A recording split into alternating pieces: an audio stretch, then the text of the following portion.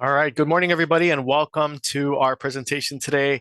Uh, we called it kind of for attention's sake, type 3 diabetes, dementia, diabetes and dementia, the connection you need to know about. We wanted to present this today because it is National Diabetes Awareness Month, I believe, this month. And we also want to, of course, pressure you as you get into the holidays with your eating. No, just kidding. But I'm so happy to have Katelynn Kubo from Hui Malama Ola Nā ʻŌiwi back with us to this time, this time to talk a lot about that connection. But we'll start with an overview of the Healthy Living for Your Brain and Body program. So let me start sharing my screen really quickly and we will get going. By the way, if you want to drop your hello in the chat and let us know where you're joining from, that would be awesome. We always like to see where you folks are joining in from. Okay. And you should be seeing my screen now. Is everything looking good, Katelynn? All right, awesome, yeah. Thanks. Awesome, thank you. All right, and folks, if you folks have any, okay, I see a message, we see a black screen. You guys seeing my slides though?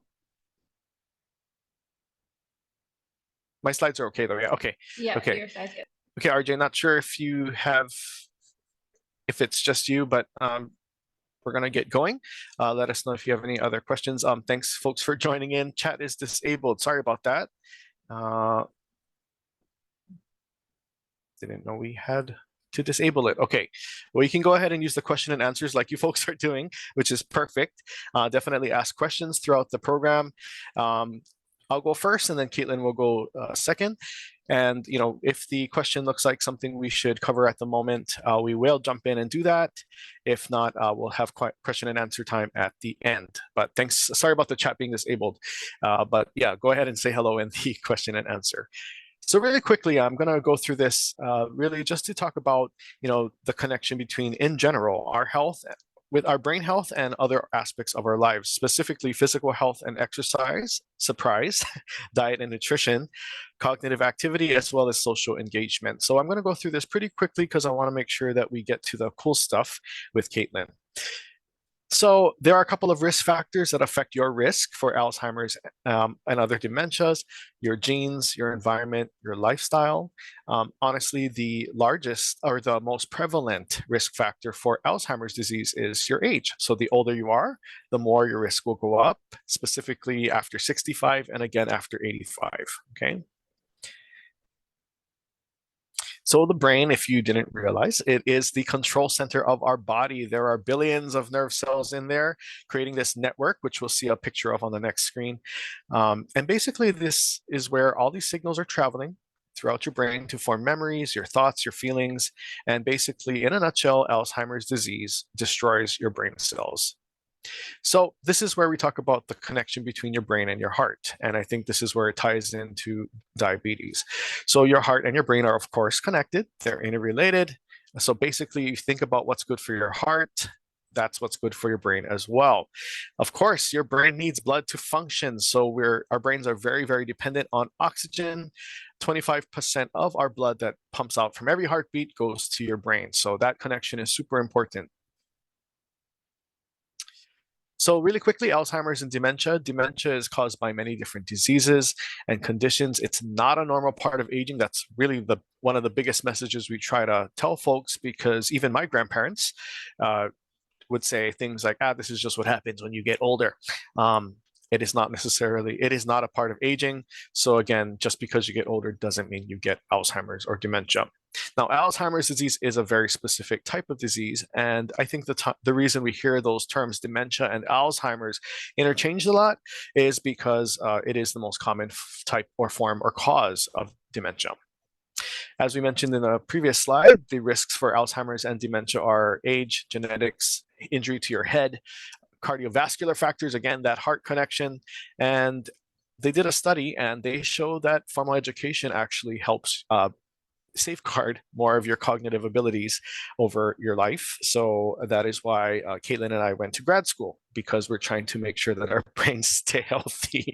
But even not necessarily just college, even if you sign up for classes, I know some folks, a lot of folks participate in senior club activities, doing bonsai classes, all kinds of things. So whatever keeps your brain going is really important. Now, currently, there are no cures for Alzheimer's disease. However, by the time after this slide was made, honestly, a lot of things have changed in science, and that's why we're really trying to focus on the preventive aspects, or how to get your risk to have the best chances of not having Alzheimer's as possible. So currently the treatments that have been around for a while, they treat just symptoms. In the last couple of years, you might be seeing in the news that there are treatments being developed and worked on right now that actually work on the underlying biology of Alzheimer's disease, meaning it's not just handling the symptoms, it's working on those proteins and those brain cells that are getting messed up because of the Alzheimer's disease. So that's a very simple way of explaining it. Okay, so 4 areas here that we are looking at: cognitive activity, physical health and exercise, social engagement, diet, and nutrition. So I'll quickly go through these. And of course, we will focus mostly on the diet and nutrition today. So surprise, like we said earlier, that heart-brain connection is super important. So cardiovascular activity can play a part in reducing your risk of cognitive decline. Regular and vigorous exercise, right there is the keyword vigorous. So it's not just, moseying around target. It's literally getting your heart beat up and getting that blood flowing. Okay, because I know people who do that, and that's okay. For me, target has a different reason for not being healthy, but in general, it has to be where your blood flow is getting up there. Okay, and one thing to remember is there's no single magic recipe or magic, anything for brain health. So again, a lot of times, I've been in this field for quite some time, and you hear people talk about things like diabetes, heart disease, just losing weight in general. And, I hear things like, oh, it's so hard. I can't run that far. It doesn't have to be big. Start small, do something that's enjoyable, do it with other people. Again, the main thing is to get something that works for you. Surprise, smoking's bad for you as well. If nobody has told you lately, that is also not good for you. Alcohol, keyword there is excess. I know the holidays are around and there are bottles coming out, but excess alcohol is definitely not good for your brain. Getting adequate sleep, avoiding head injury, stress and depression, treating those, managing those, and making sure that you see your doctor regularly. Again, one of the things we're looking at is the connection between other aspects of health and your brain health. So just like how you go to the doctor to look at your blood pressure, your blood sugar, I hear people talking about their A1Cs, your weight and cholesterol, those things all play a part in your brain health and your risk for Alzheimer's disease. And that's the main thing we want to really get across. Okay, I'm gonna breeze through this part because we have a dietitian here that could do this way better than I, but basically what you eat is important for your brain. So, surprise, here's some things that you probably heard, but it's so hard to do. I think that's, Katelynn, maybe you can talk about that later, is just getting this to be a lifestyle of eating fruits and vegetables. Choosing what we eat. I think that's one of the biggest things, especially as we run into December. It is really challenging. So I will let Katelynn talk about that today. But let's talk a little bit about cognitive activity. So keeping your mind active. A lot of times families ask me, what can we do to help my mom get her brain better or healthier? What can we do to stave off the Alzheimer's disease? Now, again, there's no magic cure or any kind of magical anything. So basically, keeping your mind active, and you saw those connections in the photo earlier, creating new connections as basically what we call cognitive reserve. So there's a reason why formal education is good for your brain. It's because you're building those new connections. But it doesn't have to be where you're taking a college class. It doesn't have to be where you do a PhD or anything. You just need to be learning something or thinking about things that your brain is a little challenged in doing. So it can be something very simple. Reading a book or an article that's something outside of your norm. So if you are like me and read only car magazines all my life, I might want to jump out of that and read something a little different. Even something like that can really help you.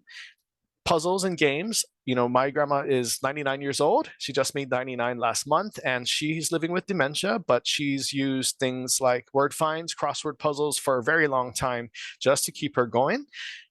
New skills or hobbies. Try something new. That could be fun. And just ongoing learning in any form or fashion. All right, social engagement. So, you know, this is another one I hear from families where, my dad's not going to go to the senior center, or, oh, they're not going to go to daycare. Uh, and very often, once you get them there, they end up loving it. So aside from the obvious fun stuff of socializing, you know, it's really important to keep connections. Studies do show that living longer, social engagement helps people live longer with fewer disabilities. They stay more engaged. So, you know, remaining socially active and, is also how you can remain mentally active and can help with your risk for lowering the risk for dementia.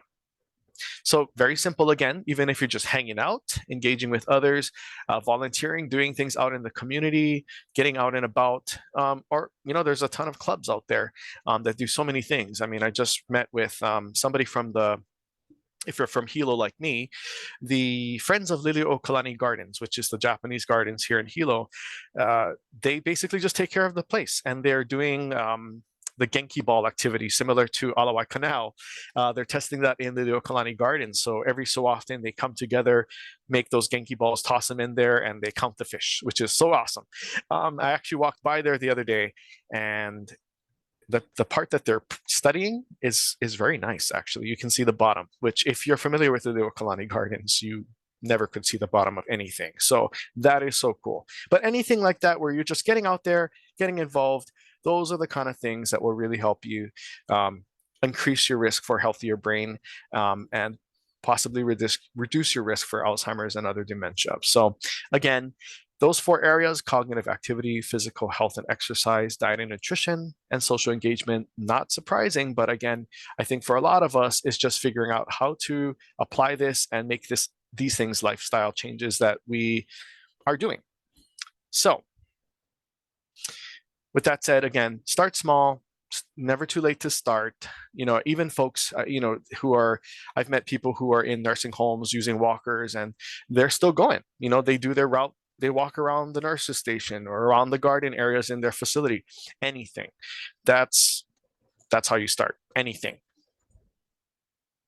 I do want to say though, a lot of times, especially if you're on social media, there's all these magical claims about, you know, this pill is going to do this, or if you do this for 10 days, you are going to be this. And, you know, there's video footage of people that look like Olympians. Well, again, go with your gut feeling, but if it sounds too good to be true, it probably is. I mean, that's kind of the rule in the health world, I think.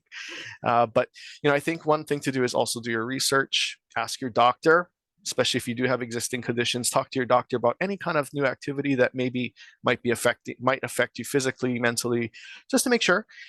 You can also call us at the Alzheimer's Association, and you can, of course, for those of you who are in Hilo, Hui Malama Ola Nā ʻŌiwi has some awesome programs and resources, which Katelynn will share a little bit about in a bit. Really quickly though, speaking of contacting us, I just wanted to let you folks know there is a 24/7 helpline. You can call any hour of any day of the year for any question. It can be something about Alzheimer's disease. What's the difference between Alzheimer's and dementia? Do I have dementia? I think I might have dementia. Help me. Or if you're a caregiver, maybe it's a really, really tough time with your parent or your loved one, and you just need somebody to talk to. That is a great resource for you. Online, alz.org, there's tons of information. It can be a little bit overwhelming, but for some people, they just like to browse. That's a great place to start as well. Our community resource finder, ALZ Connected, and Alzheimer's Navigator, those are all online tools to help you find resources, help you to guide yourself through if you are possibly dealing with a diagnosis or helping somebody through that initial diagnosis. A lot of great tools there. And for those of you who know me or who are on Hilo or on Hawaii Island, you have me. So I will definitely be here to support you as well. Okay, so I just wanted to set that foundation as we switch over to Katelynn Kubo. Katelynn is from Hui Malama Ola Nā ʻŌiwi, so I'm going to be taking down my slides right now and having her jump on. So Katelynn, welcome and thank you for joining us again. Good to have you back. How are you? Good, doing good. Nice, Thanks nice. for having me. Of course. I'll go ahead and share my screen. Share my screen.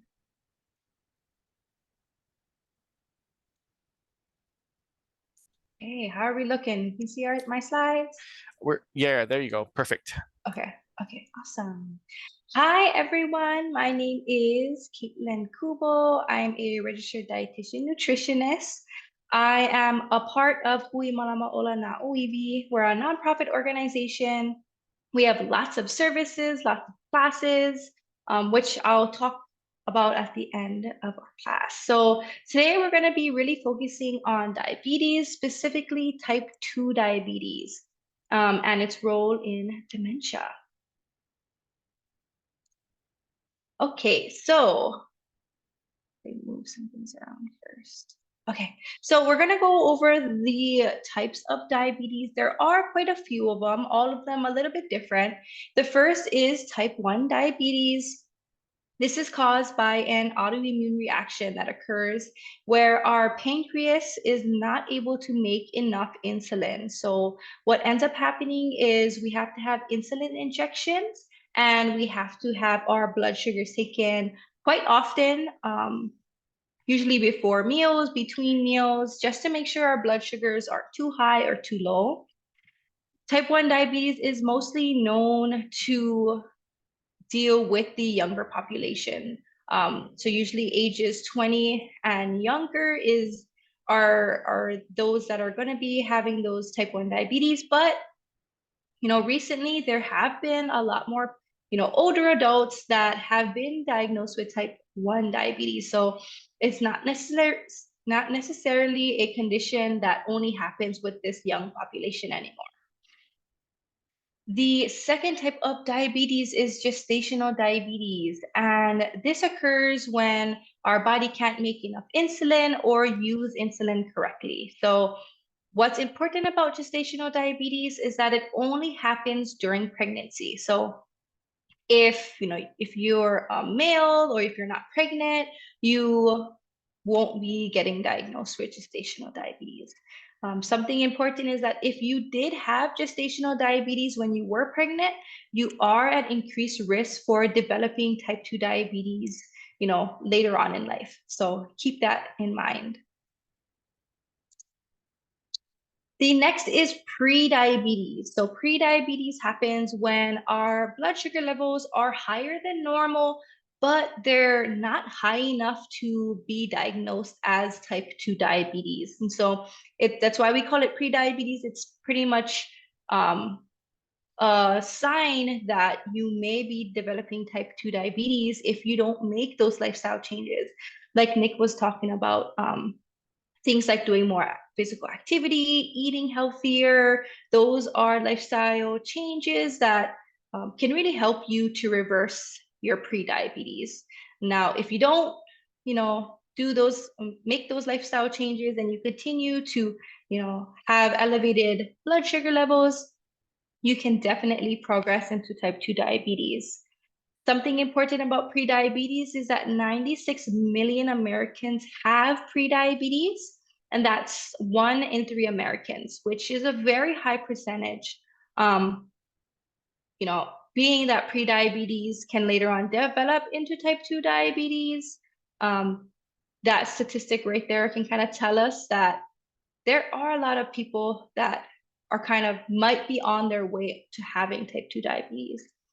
Now, type 2 diabetes, it occurs when our body doesn't make enough insulin or we have insulin resistance. So that means that our cells aren't able to take in our blood sugar correctly. And so more than 37 million Americans have diabetes, with 90 to 95% of them having type 2 diabetes. So type 2 diabetes kind of makes up pretty much the majority of those diabetes cases. And so that's 1 in 10 Americans that are diagnosed in type 2 diabetes in the United States. As for diagnosis, something to keep in mind, if you are wondering, am I in the type 2 diabetes range? As for diagnoses, usually we use A1C. So your A1C is usually 6.5% or above. And as for fasting blood sugar, a diagnosis would be greater or equal than 126 milligram per deciliter. And that fasting blood sugar is happens when you check your blood sugar before you eat a meal. So it has to be like, you know, if you get a blood test done and you fast, so you don't eat for quite a bit of time. Okay. So this type 2 diabetes is the one we're going to be really focusing on here today. Type 3 diabetes. So I've been hearing a lot about this type 3 diabetes. This is kind of just an idea at the moment. Researchers are describing type 3 diabetes as being an interchangeable name for Alzheimer's disease. And these researchers believe that the insulin resistance that happens in the brain can lead to that inflammation and those amyloid plaques to form, which are some of the symptoms of Alzheimer's disease. But unfortunately, we can't say that this type 3 diabetes is real, or it's not considered a medical diagnosis at the time. So it's very, very much controversial. It's more like an idea that researchers are trying to connect the dots about. So as of right now, you know, if anybody brings up type 3 diabetes, take it with a grain of salt. It's not anything that I can fully report on right now, just because there's not enough research. And currently, you know, doctors, health professionals, you know, they're not going to be using Alzheimer's disease and type 3 diabetes as an interchangeable term as for right now. But, you know, who's to say, maybe in the future, but currently right now, there's just not enough evidence. Okay, so what happens in our body when we eat food? I'm going to be kind of going over, you know, what happens when we eat food? Why does our blood sugar, you know, increase or decrease? Because I think it's really important, especially for diabetes, to really understand what happens in our body when we eat, you know, carbohydrates or food. And so we have a lady here, she's eating a burger or a sandwich. And okay, so when we eat food, what happens is we swallow our food, it goes down into our stomach. And now in our stomach, you know, crushes that food up, it breaks it down, it churns all our food, and it turns that food that we just ate into these small molecules called glucose. And now glucose enters our bloodstream. And this is where we see our blood sugar rise, right? So we eat food, it breaks it down into sugar, the sugar enters our bloodstream. So now there's lots of sugar in our bloodstream, which is pretty normal, okay? When we eat food, this is kind of the normal activity that happens. And so now when our blood sugar is high, there's all that sugar in our bloodstream, it tells our pancreas, which is an organ in our body, it tells the pancreas, hey, we need insulin. And the pancreas produces insulin, and insulin is that hormone that is sent into our bloodstream. So it goes to this, it goes and it enters our bloodstream, and it's hanging out with all this glucose, okay? And so what this insulin does is insulin works as a key, works very similar to a key. So insulin works as a key, and it unlocks this lock on this door. And this door is those insulin receptors. Those insulin receptors have to be unlocked only by insulin to allow that blood sugar to enter our cells. So, you know, our muscle cells, our liver cells, our brain cells, all of our cells need insulin in order to allow that sugar into our cell. Once that sugar is in our cell, the cell uses it to make energy. Okay, so it enters our cell. Great, our muscles can have energy to walk, to exercise. Our brain can have energy to think properly. Okay, so this is a normal the normal kind of pathway that happens when we eat food. Okay, so we eat food, raises our blood sugar, our insulin is released, insulin unlocks that door to allow glucose into our muscle cells, and then our muscle cells use that sugar to make that energy. So this is all the normal. Now, it's a little different when we have diabetes. Sorry, I'm just trying to move this little thing. So when we have type 2 diabetes, it's a little bit different. So that normal pathway that I just described, that normal pathway doesn't really happen. And so when we have type 2 diabetes, what happens is we either don't have enough of that insulin coming from the pancreas, or we have that insulin resistance where our cells are not responding to insulin correctly. So our cells aren't opening that door to insulin, telling us, letting that glucose into the cell. When we have type 2 diabetes, it could be both. We might not have enough insulin, and we could also be having insulin resistance. As for diabetes, insulin resistance is the main mechanism of causing that high blood sugar. So here you can see a normal cell. So that pathway I just described, right? We eat food. It causes our blood sugars to raise in our bloodstream. So this gray area is all our bloodstream. And so there's insulin in our bloodstream because our pancreas was told, send the insulin. And so now what happens is this insulin attaches like a key to these insulin receptors, right? All this kind of dark blue or black pathways are these insulin receptors. So insulin attaches to the insulin receptors, and that allows all the sugar, all the glucose into the cell, and then we can use it for energy.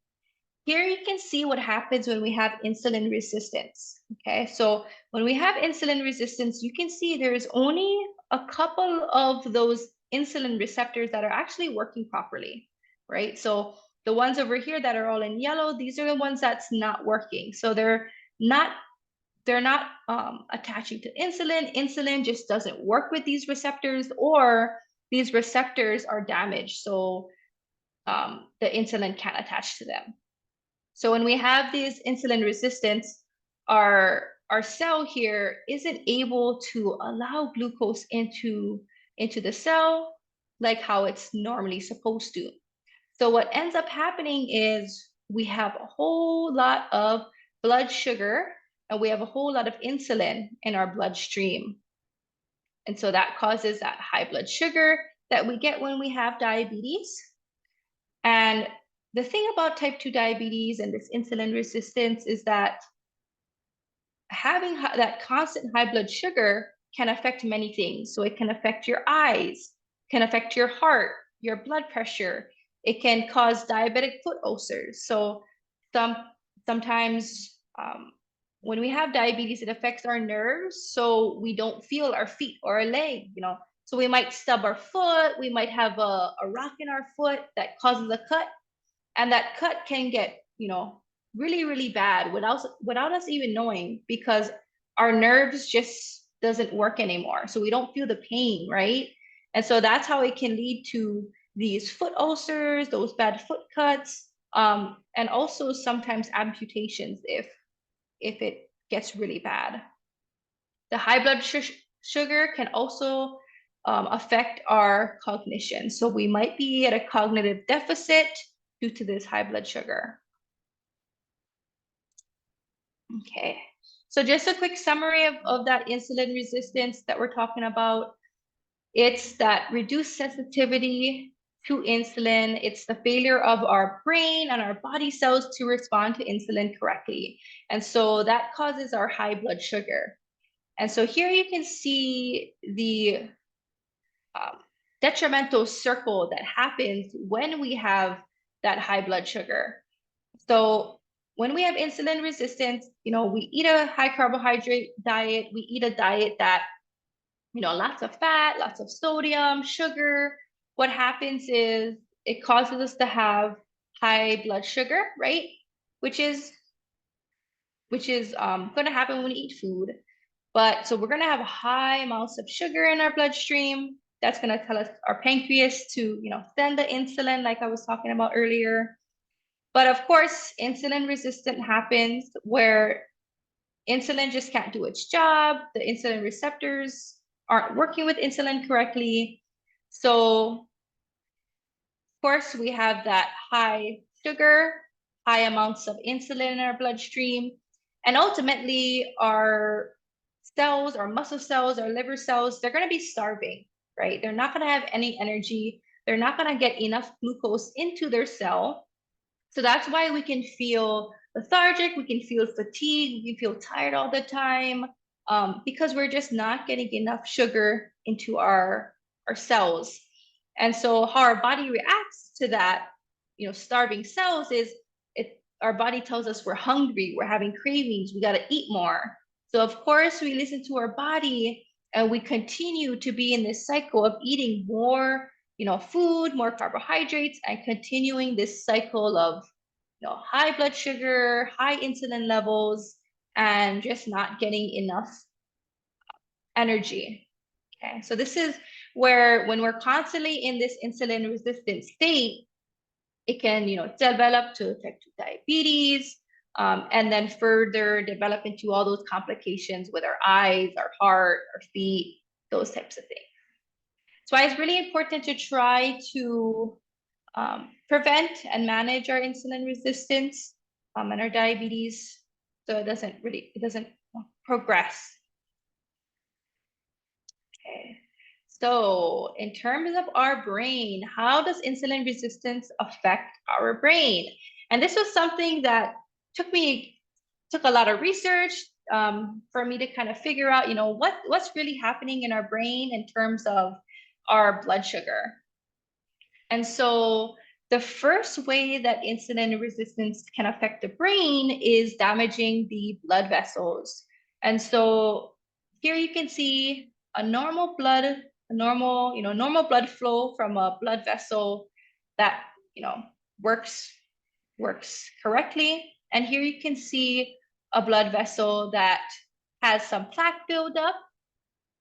And when we have high blood sugar, it can cause these plaques to build up. And what these plaques do is they cause our blood vessels to come narrower and narrower until there's not enough, blood flow through the blood vessel.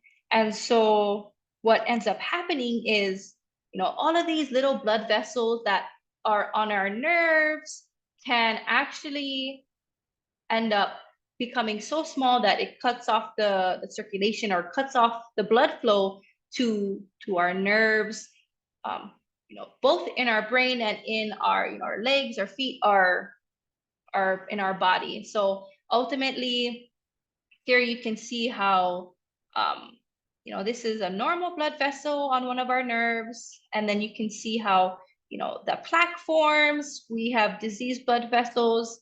So there's not as much blood flow, not enough nutrients getting to where they need to go. And then lastly, you can see how the nerves end up shriveling up because they're just not getting the energy, the nutrients, oxygen, all that good stuff that we need to keep our nerves healthy. And so this can kind of tap into that vascular dementia that happens due to this, to the damage to our blood vessels. Another way that insulin resistance or that type 2 diabetes can affect our brain is by decreasing our nerve activity in our brain due to our blood-brain barrier being damaged. So here you can see this picture here on the lower right. And so this is our bloodstream here in the middle. There's large molecules, small molecules. This is where you're going to find your glucose and your insulin all flowing through your brain. This purple area right here, this is your blood-brain barrier. And so the blood-brain barrier is really important because it keeps, the toxins or substances on the outside, and it only allows certain molecules into the brain, which is really good. And so what happens when we have lots of insulin, when we have lots of blood sugar, what happens is it can actually start to damage this blood-brain barrier. And what that can do is it can start to affect the ability of insulin to cross this blood-brain barrier. Insulin is needed in our brain for many different processes, especially providing glucose to our hypothalamus. So when our blood-brain barrier isn't working properly, it can affect the ability of insulin to cross, which can affect our hypothalamus. And we know that our hypothalamus is really important for creating those hormones for our mood, for our hunger, for our sleep. And insulin does a really great job of providing that glucose to the hypothalamus, allowing glucose into those cells. And if we don't have enough insulin because of this blood-brain barrier being damaged, that could definitely affect, our whole brain system and our whole body in terms of creating all of those hormones. Okay. So there are quite a few ways that insulin resistance can affect our brain. So best that we, manage our blood sugar as best we can. Okay, so current research, the research that links diabetes and Alzheimer's disease, there are only, there's only a handful of studies that have been done. Of course, there's a lot more research that needs to be done. But some of the studies that have shown results have showed quite a few things linking diabetes to Alzheimer's disease. One study showed that participants who had type 2 diabetes, those participants showed a decline in information processing speed compared to those without diabetes. Another study showed that the earlier you are diagnosed with type 2 diabetes, the higher risk you are for developing dementia, kind of telling us that, if you're at that pre-diabetes or you just got diagnosed with diabetes, you definitely want to try manage as best as possible. And then another study showed that participants with type 2 diabetes had a smaller hippocampal size than people without diabetes. And that study linked a higher A1C, right? Because I talked about the A1C being a way to diagnose for diabetes. So what the study was saying that the higher A1C was, the smaller your hippocampal size was, kind of linking, diabetes and dementia. With that smaller hippocampus size, we know that the hippocampus is very important for our memory and learning. So, having type 2 diabetes can increase our risk for our hippocampus being smaller. And then last but not least, another study showed that having a higher blood sugar, participants with a higher blood sugar had an increased beta amyloid proteins, which we know that that's one of those causes for Alzheimer's disease at the moment. Overall, a lot of these studies did show some type of link from diabetes to Alzheimer's disease. However, for right now, all we can kind of say is that type 2 diabetes increases our risk for developing dementia. A lot more research has to be done, but I know a lot of times with research with dementia and Alzheimer's, the research, a lot of them are over a period of time, 6, 12 years. So I can understand why there's not too much research out there for right now. So overall, if you have increased risk for type 2 diabetes,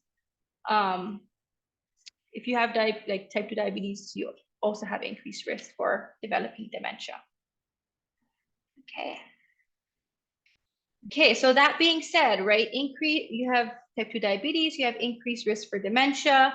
Now let's tackle our type 2 diabetes, right? So we want to look at some things that increase our risk for type 2 diabetes. Having a family history of diabetes, parents, grandparents, that'll definitely increase your risk for also developing diabetes. Being of African, Asian, Hispanic, Latino, Native American, or Pacific Islander descent. So Hawaiian, Tongan, Samoan, If you are of those ethnicities, you have an increased risk for type 2 diabetes. And then, lack of physical activity, being overweight or obese, if you're smoking, if you're drinking a lot of alcohol, if you have high blood pressure, and then if you're eating a poor diet, those are all things that will increase your risk for developing type 2 diabetes. Of course, there's things, family history, your genetics, you can't control for those, right? But the ones you can control for, right? Physical activity, smoking, alcohol, diet, those are all things that you can make lifestyle changes to help decrease your risk for that type 2 diabetes, and ultimately helping to decrease your risk for dementia.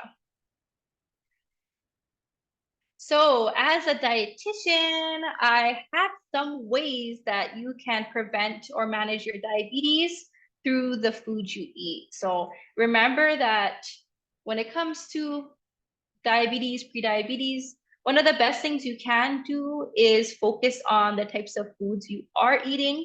That's where I come in as a dietitian. I'm going to provide you with some tips and tricks that you can use to lower your risk for type 2 diabetes or help you manage. So one of the main ways to manage our blood sugar is to eat balanced meals, right? So breakfast, lunch, and dinner.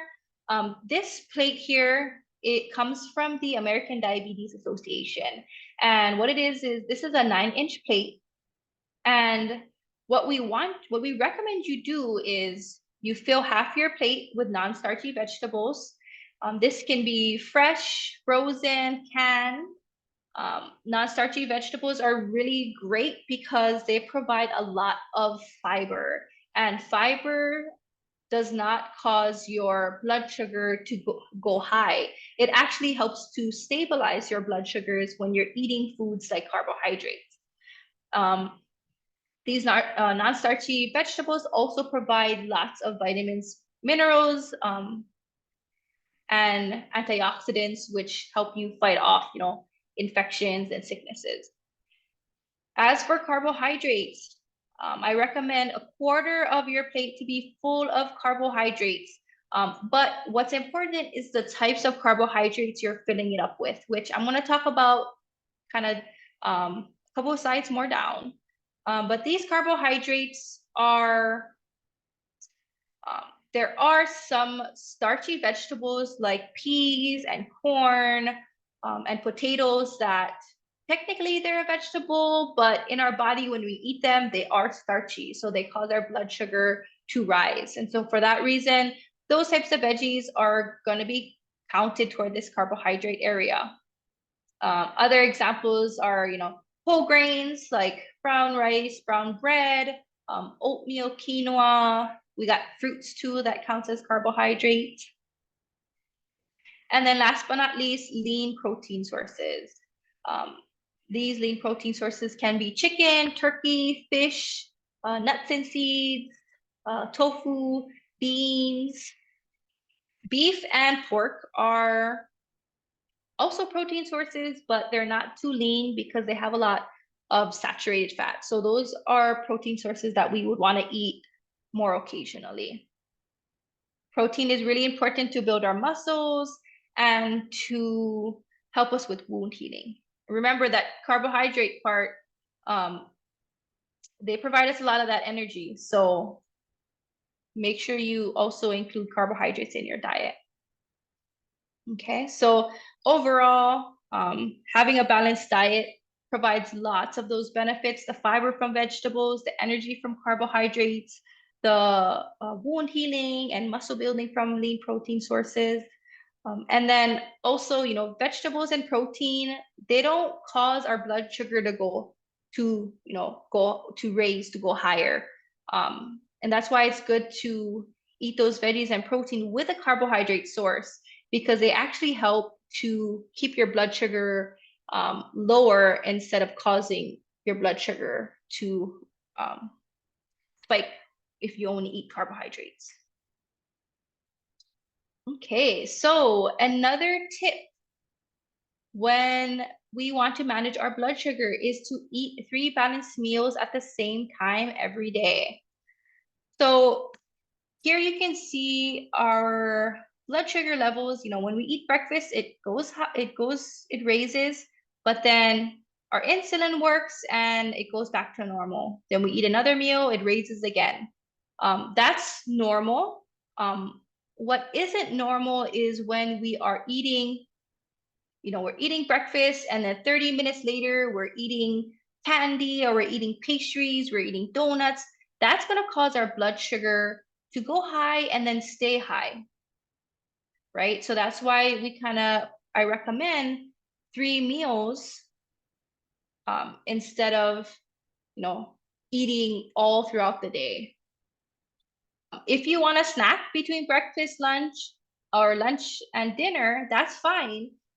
It's just recommended that you eat snacks that have non-starchy vegetables, that have a lean protein source, and that have a good carbohydrate that won't spike your blood sugar really, really high. Another tip is to not skip meals. Okay, a lot of times we might think, oh, I have diabetes, I don't want my blood sugar to be high, I'm just going to skip, I'm not going to eat. And that's not a way to manage our diabetes or our blood sugar.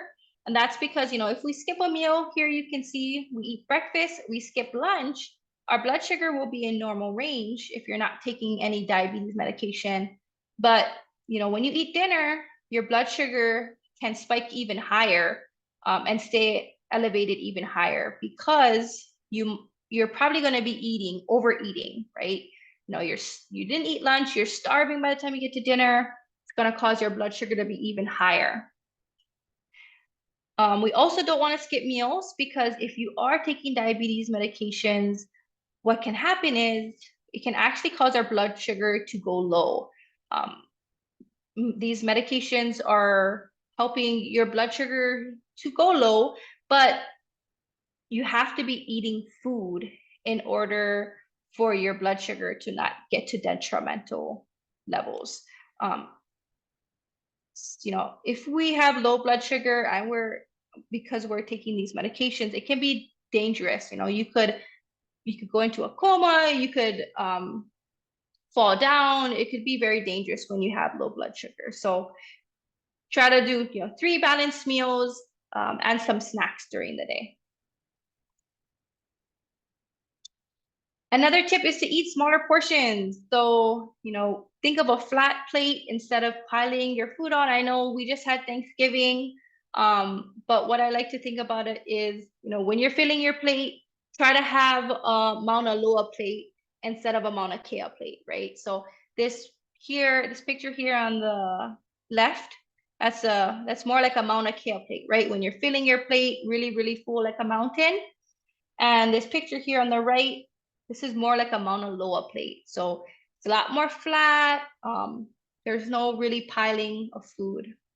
As you can see here, the smiley versus the sad face, piling food, that's just going to be a lot more food portion-wise than you need. So something to think about, Christmas time coming around. Okay, and then complex versus simple carbohydrates. Carbohydrates are really important. The types of carbohydrates is, I would say, one of the most important things we can do for our blood sugar. So when it comes to carbohydrates, we want to choose carbohydrates that are complex carbohydrates. And the reason why they are complex is because they got so many things going on. They're very nutrient dense. They have lots of vitamins, minerals, lots of fiber. These are the types of carbohydrates that, if you're filling your plate, these are the carbohydrates that I want you to fill it with. So that's going to be your whole grains. So your brown rice, your oatmeal, your whole wheat bread, fruits, your starchy vegetables like ulu, taro root, corn, peas. These are the great source, good sources of complex carbohydrates because they're not going to spike your blood sugar as high as the simple carbohydrates. Simple carbohydrates are just simple. That's why we call them simple, because there's not really nothing going on with them.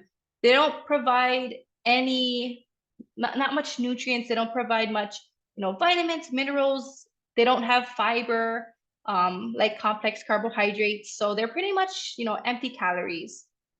These simple carbohydrates are foods that have lots of white, brown sugar, honey, molasses. So, you think sweets, thick candies, desserts, sugary beverages.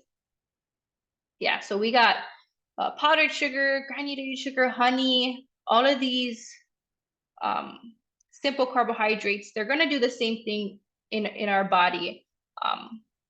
So keep that in mind.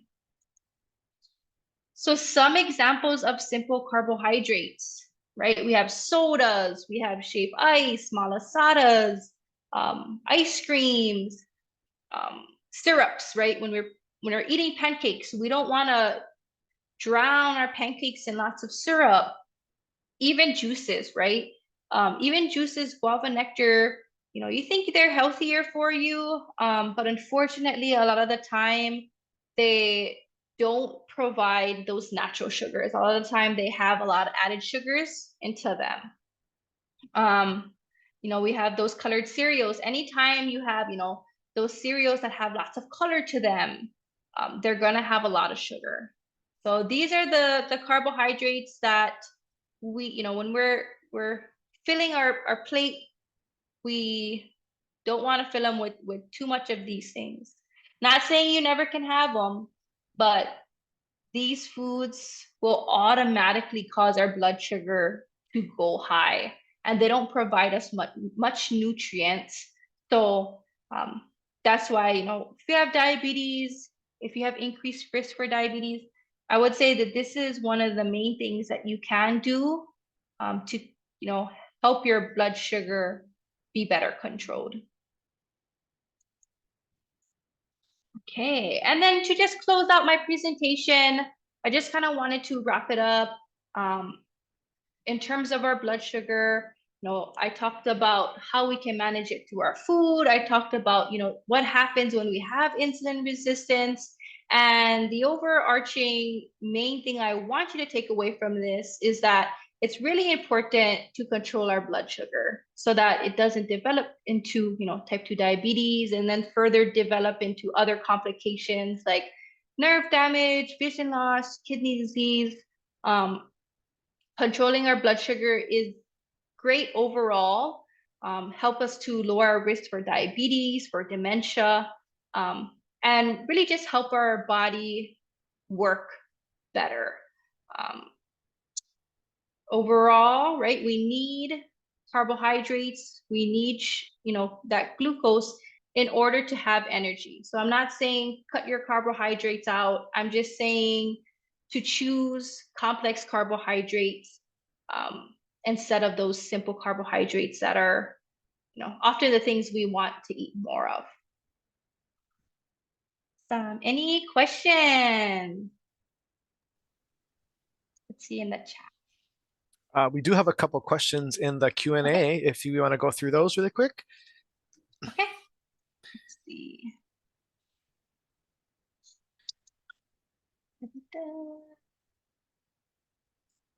Okay, so there's two of them, yeah? Yeah. Okay, I have several questions. And sister has been diagnosed with. Okay, so the first one is what is the question? Okay, so the question, I guess it's about, it's more of a comment, right? I'm a type 2 diabetic with no signs of dementia.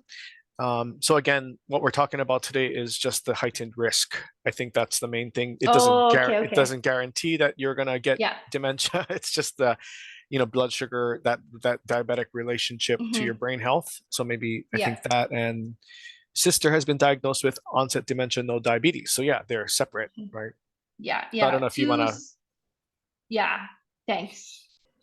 Yeah, so two, like how Nick was saying, two separate things. I talked about our increased risk for dementia because of diabetes, but then again, at the end of the day, we don't know if or who or when things will happen, or if we will even have diabetes. So yeah, we're not really sure, but we can try our best to prevent ourselves as much as we can. So in terms of, having type 2 diabetes, focusing on some of the lifestyle changes, food changes that you can make would be a good idea just for your overall health.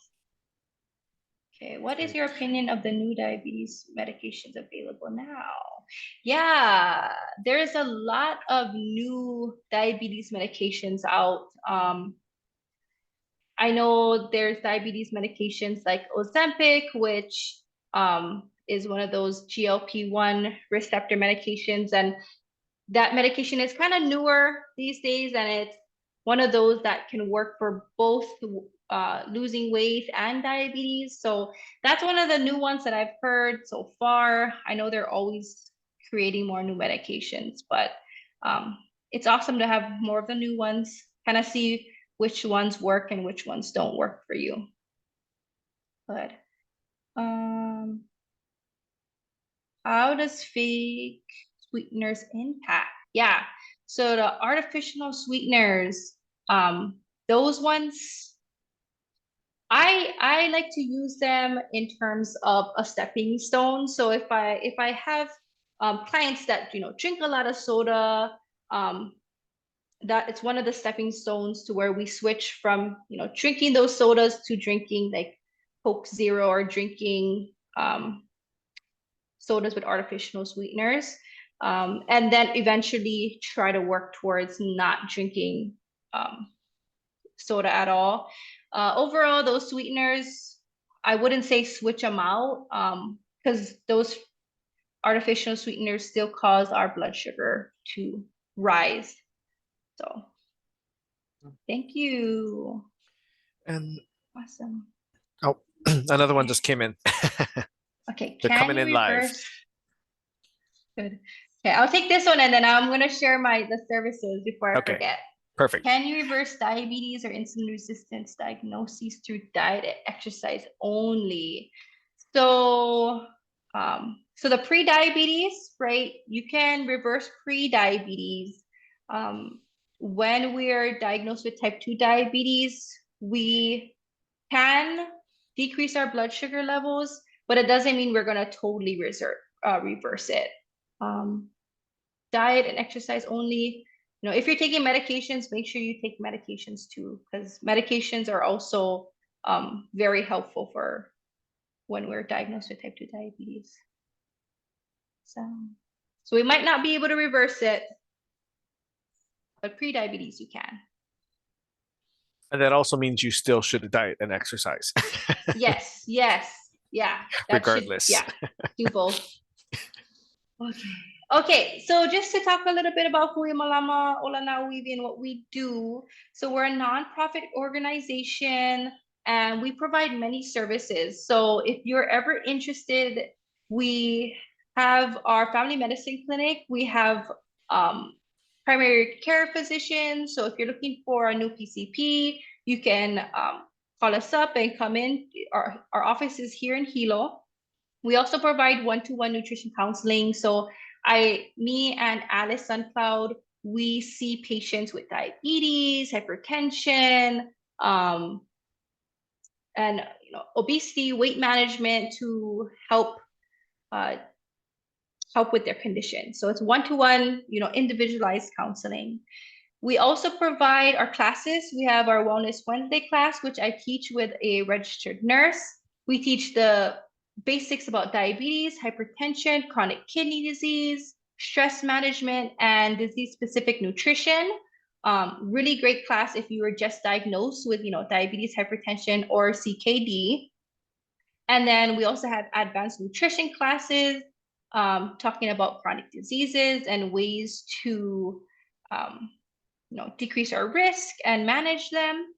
We also have exercise classes. We have our yoga class and our stretch and strengthening exercises classes. That's on Tuesdays and Thursdays. We have diabetes and cancer support groups. We also have transportation if you're looking to, if you need transportation services to appointments or getting medications. We have our Healthy Help High class for new mothers, or for pregnant mothers. We have, what else do we have? We have our Grow Your Own our Mala class for gardening. So if you're ever interested, you can call us at you can look at our website, hmono.org, or you can call us at 808-969-9220. That's our main office. We got a lot of things going on, if anybody's ever interested. Awesome. And just really quickly, for those on neighbor islands, your sister organization is Papa Olala Kahi, is that correct? So what Papa is the Olala relation? Kahi is our kind of our governing organization, but we do have other branches on Oahu, and there's 5 of us. But Okay. like our classes are all online. So our nutrition classes and wellness classes are all online. So we might be able to accommodate others that are on Oahu. Nice. Or on other islands. Awesome. All right. Well, we're out of time today, but on behalf of the Alzheimer's Association and Hui Malama Ola Nā ʻŌiwi, mahalo for joining us. Somebody had mentioned that they learned a lot about diabetes. I think a lot of us have a general idea about it, but yeah, we definitely had a lot of cool information. So our slides, we'll share those out with you all. For anybody who was registered for this, I know some people emailed me saying they couldn't attend, so we'll send the slides out with some follow-up information after this. But Katelynn, thank you again for joining us this year. Always good to have you back. With the research behind Alzheimer's disease, a lot is going on. So thanks for joining us and for sharing your expertise. Thanks everybody for joining. If you have any questions, reach out to me. And you guys should have my email from registering, but if not, look for that follow-up and we will talk to you all soon. Have a good holidays and we'll see you soon. Aloha. Thanks everyone.